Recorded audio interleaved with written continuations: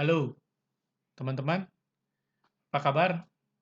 Jumpa lagi di channel ini Part-Time Trader, channel yang membahas seputar saham dan IHSG. Hari ini saya tidak akan kasih pembahasan seperti yang mingguan, stock pick dan analisa IHSG, tapi saya coba mau bagi sharing pengalaman gimana sih sebenarnya cara saya untuk menemukan saham yang baik untuk diinvestasi jangka panjang. Oke, investasi jangka panjang ya, bukan untuk trading yang seperti biasa kita lakukan mungkin hari per hari, beli pagi, jual sore, atau beli hari ini, jual besok. Gitu. Nah, untuk menemukan saham-saham investasi jangka panjang itu, menurut saya ada beberapa kriteria yang mesti kita cek di saham-saham tersebut. Nanti saya juga akan eh, perlihatkan bagaimana sih sebenarnya cara screeningnya untuk dapat menemukan saham-saham yang bisa kita investasi jangka panjang. Tentunya kalau investasi jangka panjang ini kita bicaranya juga penting sekali yang namanya money management ya. Jangan sekali masuk, misalnya langsung 100% dana, tapi lebih baik kita bagi mungkin per bulan, atau per 3 bulan, atau bahkan per tahun, kita mau masuknya dananya berapa, itu kita bagi. Jadi sewaktu dia turun, kita punya kesempatan untuk beli. Karena kan saham ini pasti naik turun. Ini contohnya grafik IHSG ya, sama dengan kayak saham. Kalau kita beli semuanya di sini, terus dia turun di sini, dia turun di sini kita udah kehabisan cash, nah kita nggak bisa nambah porsi kita di sini. Jadi waktu dia naik, kita kehilangan momentum. Padahal kalau mungkin dia naik ke sini, mungkin kita sudah break even point. Oke, kita langsung aja ya kriteria-kriterianya. Oke, di sini saya sudah masukin. Jadi pertama yang mesti kita lihat adalah market cap. Market cap ini berapa besarnya itu perusahaan di bursa efek kita, terus financial report-nya, likuiditas, chart-nya kita lihat, dan bisnis informasinya. Maksudnya kalau kita mau beli saham untuk investasi, kita mesti tahu dong dia bisnisnya ini di mana dan apa. Nah, itu kita cari tahu gimana cara kita tahunya. Oke, kita masuk langsung ke sini dulu. Oke, ini saya mulai dari Google, kita ketik trading view. Oke, di sini ada trading view. Trading view, ini gratis, teman-teman. Terus kita masuk ke screener. Stock screener. Di sini kita ganti, ini sudah semuanya Indonesia, marketnya Indonesia semua. Terus saya juga ganti di sini jadi time intervalnya 1 week. Kita bisa pilih 1 day, 4 jaman, tapi saya pilih 1 week karena ini lebih relevan untuk investasi jangka panjang. Oke, di sini semua muncul nih saham-saham yang ada. Biasanya mereka start mulai dari market cap terbesar, di mana BBCA, susul BBRI, Telkom. Nah, tentunya sekarang gimana kita cara screeningnya. Jadi pertama-tama kita masuk, kita pilih dulu kategori-kategori apa yang mau kita munculkan di sini. Oke, saya coba mulai satu-satu ya. Ini kita hapus, change persen kita hapus, change terus last kita taruh aja karena last ini harga terakhir. Market cap kita taruh, number of employee saya hapus, price to earning ratio atau PER kita taruh, rating ini kita hapus aja karena ini lebih relevan buat trading, sektor kita masukkan supaya kita tahu itu sektor mana, volume kita hapus. Jadi kita punya cuman segini nih. Nah, sekarang kita balik lagi ke kategorinya market cap. Jadi pertama kita coba saring dulu dari market cap. Market cap kalau saya ya, saya mulainya dari perusahaan yang di atas market cap-nya di atas 2 triliun. Kenapa? Karena kalau terlalu kecil biasanya penny stock gitu gampang sekali untuk terlalu volatile, kurang cocok. Jadi market cap ini saya naikkan ke sini. Nah, jadi paling kecil 2 triliun. sudah berkurang kan dari tadi 600 berapa, sekarang tinggal 287. Oke. Setelah itu kita lihat lagi financial report-nya. Kita ambil PBV, PER, dan juga dividend yield. Di sini tadi udah ada PER. Kalau PER ini ibaratnya gampangnya adalah berapa tahun kurang lebih kalau kita invest di perusahaan ini, dia bisa balik modal ke kita. Contohnya misalnya BBCA, kita invest, kita butuh 26 tahun supaya kembali ke kita apa yang kita invest itu. Nah, kita coba di sini below, saya taruh aja below 10 tahun ya. Supaya jangan terlalu lama. Below 10 tahun, nah sudah makin sedikit, tinggal 37 perusahaan yang below 10 tahun. Setelah itu kita mau tahu price to book value-nya. So, price to book value ini adalah eh, eh, cara menghitungnya. Jadi aset dikurang hutang akan muncul equity. Oke. Nah, dari equity itu dibagi sama jumlah saham. Nanti akan dapat book value per share-nya berapa. Nah, setelah itu harga saham yang ini dibagi dengan book value per share. Jadilah price to book value. Nah, kita bisa kembali ke sini. Tempat tadi kita menghapus kategori, nah kita tambahkan price to book value. Kita ambil yang by quarter. Sekarang kita sudah ada price to book value. Price to book value ini ya tentu lebih bagus kalau dia, paling bagus kalau dia di bawah 1 ya. Seperti ini. Di bawah 1 artinya ya kan bahwa harga sekarang ini bahkan belum mencapai harga wajarnya, masih di bawah harga wajar. Oke, price to book value-nya kita taruh di bawah 2. Coba. Jadi kalau di atas 2 kita hilangkan. Nah, sekarang berkurang lagi 34. Satu hal yang penting juga adalah dividend yield. Oke, karena harga saham itu kan naik turun. Tapi dividend yield, kalau kita dapat dividend yield secara rutin tiap tahun, sangat bagus buat kita. Gitu. Nah, dividend yield ini ya kurang lebih kita bisa ambil juga di sini. Kita cari dividend yield.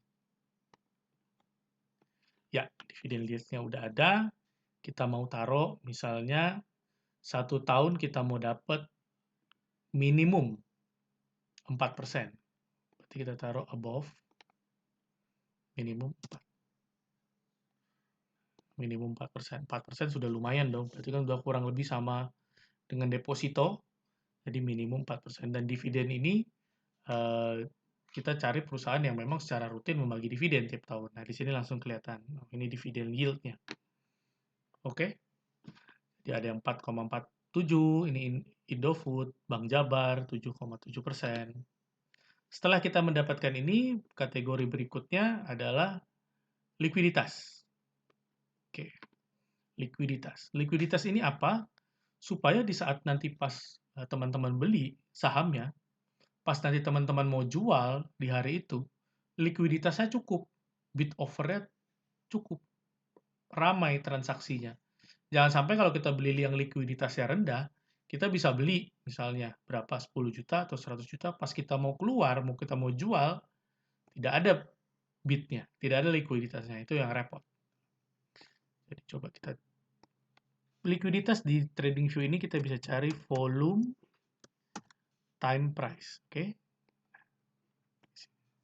Sudah ada volume time price. Nah, kita mau bikin likuiditasnya misalnya berapa?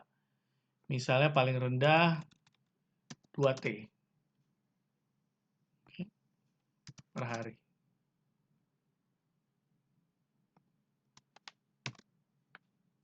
Nah, 2B. Oke. 2B berarti 2 miliar. Jadi satu hari 2 miliar. Jadi di sini menurut saya sudah cukup untuk likuiditas perusahaan ini. Jadi minimum dia transaksi 2 miliar, ada ini Palm 2 miliar. Nah, dari sini kita bisa lihat bahwa setidaknya kalau kita mau keluar, mau jual, cukup gitu loh. Oke. Jadi kita sudah ada market cap, price earning ratio, PBV, dividend yield, dan volume price. Oke. Nah, teman-teman juga bisa masukin di sini untuk filter chartnya, tapi ini sih menurut saya opsional ya, opsional. Jadi misalnya kita mau filter chartnya, dia di atas, oke, moving average 100 weekly ya. Nah, dia di atas moving average 100, jadi tinggal ada 4 nih. Tapi kalau teman-teman mau pakai atau enggak, ya itu terserah gitu loh. Tapi kita pakai aja dulu ya, supaya juga contoh kita jangan terlalu banyak. Oke. Jadi pertama di situ kita ada Bank Jatim. Nah, Bank Jatim ini market cap 10 triliun, BV di bawah 2, dividen yield-nya hampir 7%, dan cukup liquid.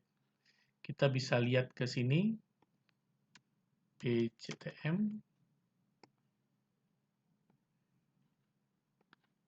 Saya ubah dulu ke week. Nah, dia ada di atas MA100. Oke, jadi menurut saya dia mulai uptrend, mudah-mudahan dia bisa bertahan uptrend-nya ini seperti yang di sini. Jadi begitu dia naik, dia bertahan terus uptrend-nya. Gitu. Nah, nanti teman-teman bisa tentukan sendiri kapan mau take profit-nya atau dan bagaimana, yaitu teman-teman masing-masing yang putuskan. Tapi yang bagi saya penting dividen itu merupakan hal yang penting. Jadi kalau kita bicara investment long term, ya minimum di atas 2-3 tahun. Jadi kita bisa dapat gain yang cukup dari saham-saham yang kita pilih. So, ini BJTM. Nah, setelah itu yang perlu kita perhatikan juga adalah financial report, asset and profit growth-nya. Nah, ini kita bisa dapatkan teman-teman dari mungkin kalau teman-teman masing-masing punya sekuritas ya. Contohnya saya punya sekuritas di sini. Nah, ada laporan keuangan seperti ini. Saya ganti di sini BJTM. Nah, kita lihat secara laporan keuangannya, total aset ini dari first quarter 2020 ke 2019, 18, 2017, dia selalu bertambah. Oke, dari 43 sampai ke 60 miliar. Dia selalu bertambah dari tahun ke tahun. Dan terus juga yang penting juga kita lihat dari EPS, earning per share-nya, dia selalu naik. Dan price to book value-nya yang sekarang 0,69, oke, berdasarkan per hari ini. Nah, dulu dia pernah sampai ke 1,1 di tahun 2019, 1,2, bahkan 1,4, oke, di tahun 2017. Jadi ada harapan bahwa memang sekarang ini murah yang kita beli. Ya. Karena kalau memang dia di sini 0,69 dan di sini 0,2 atau 0,3 berarti PBV yang sekarang sudah termasuk mahal. Tapi kalau dari sini kita lihat, wah berarti BJTM ini ada harapan bahwa dia termasuk murah. Karena dulu dia pernah PBV 1,2. Berarti ekspektasi kalau dia bisa kembali ke 2018, kita bisa dapat harga saham 2 kali lipat dari yang sekarang. Jadi sekarang harga 700, ada harapan untuk bisa ke 1.400. Nah, dan satu lagi, kalau kita mau lihat bahwa terakhir yang di sini saya bilang adalah business information. Business information adalah kita untuk mengetahui sebenarnya perusahaan yang kita beli ini kan banyak tuh kode-kode di bursa kita. Kita ngerti nggak sih sebenarnya ini perusahaannya apa? Kalau Bank Jatim, ya oke jelas dia bank, BPD-nya Jawa Timur gitu lah.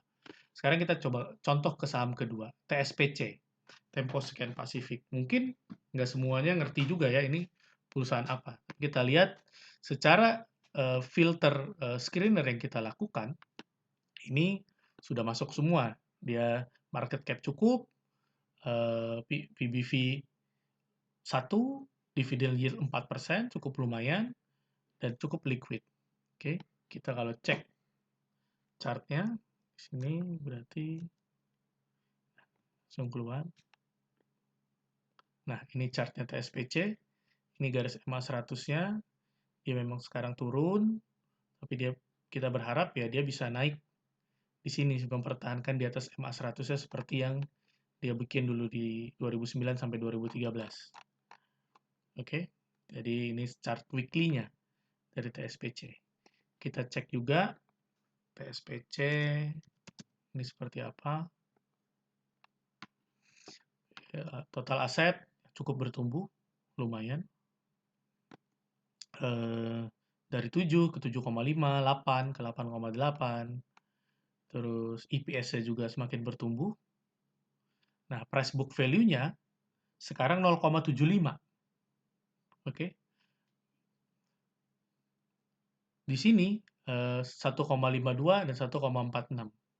By the way, ini bukan sekarang ya, maksudnya first quarter 2020 dia 0,75. Berarti ada harapan ini saham bisa kembali ke 1,5 atau 1,4. Lumayan kan? Bisa naik 50%, 100% kalau dia bisa kembali ke harga normalnya.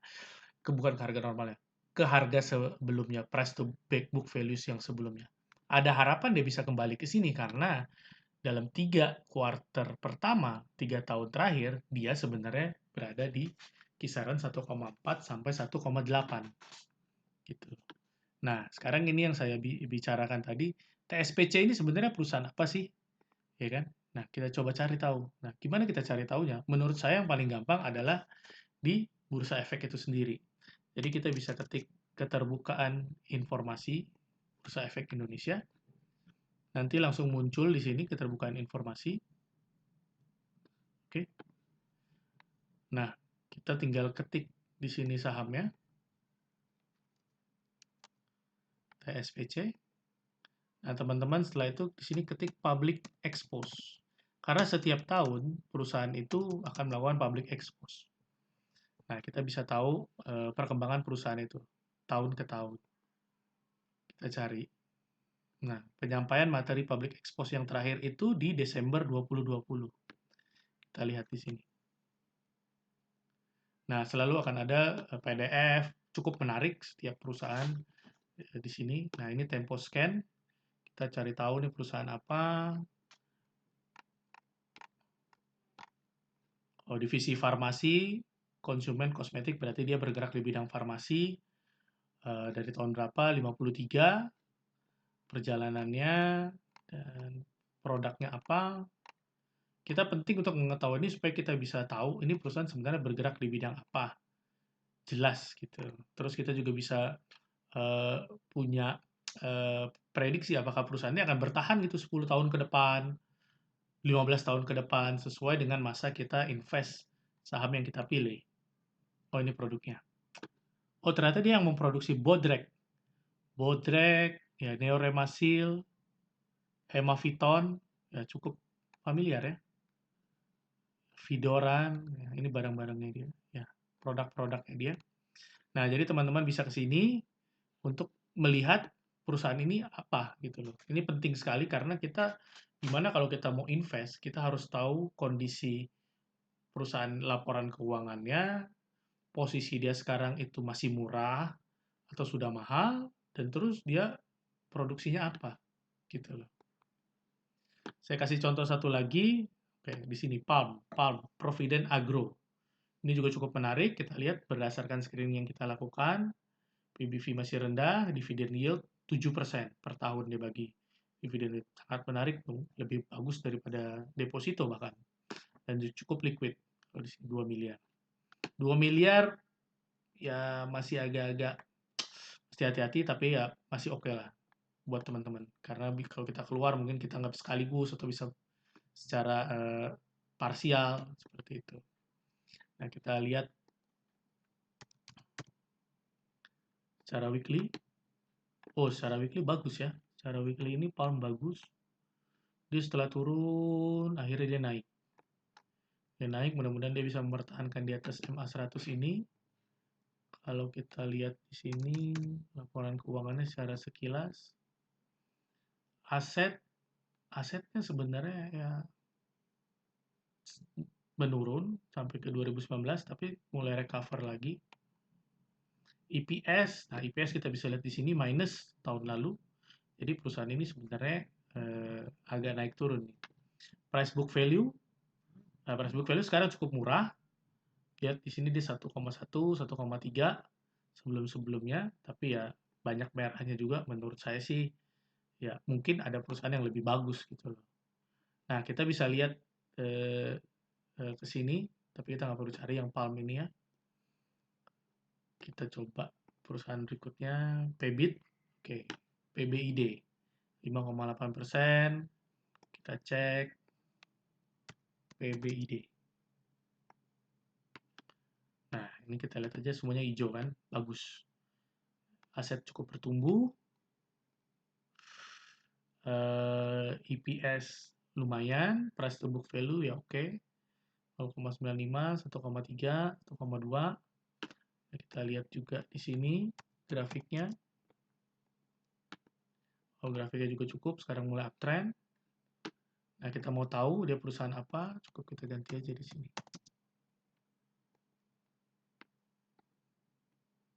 Penyampaian materi public expose biasanya di lampiran 2. Oh, bukan. Lampiran 1. Ya, ini. Dia produksi apa? Labanya naik, laba bersih naik. Oke. Ini bahan baku, fabrikasi, distribusi. Oh, dia bikin plastik. Bikin packaging PE, PP, HDPE. Ya, ahlinya kantong plastiknya. Ya, produksinya ya ini. Packaging film, foil, buat bungkus makanan, kertas nasi dan sebagainya.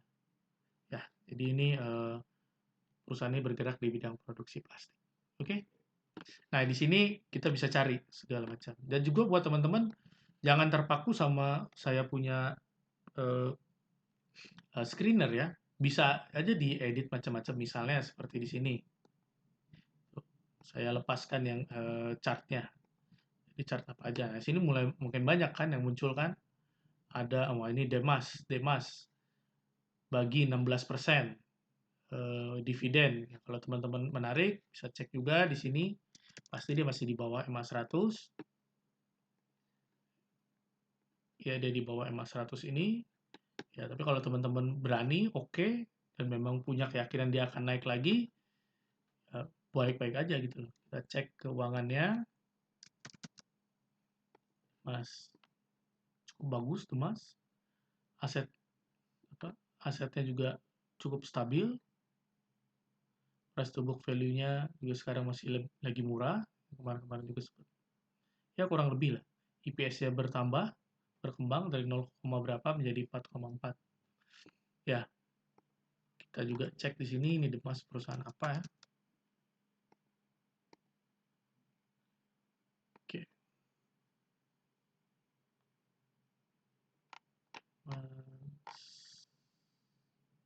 Oh, dia proyek kota modern terpadu. Jadi dia industrial space, menyediakan lahan untuk pabrik-pabrik, kan? Ya. Jadi nggak perlu terpaku sama screening saya atau misalnya teman-teman maunya oke dividend yield saya cukup di atas 3% aja. Nah, pasti akan makin banyak perusahaan-perusahaan yang ada di sini. Jadi teman-teman nanti bisa lihat satu-satu, tapi yang pasti adalah stock screener TradingView ini gratis. Teman-teman bisa pakai, dicoba-coba aja. Yang penting juga lihat perusahaan itu bergerak di bidang apa, dan satu lagi juga snapshot untuk financial report-nya. Oke, mudah-mudahan bermanfaat. Selamat mencoba teman-teman, dan see you. Bye-bye.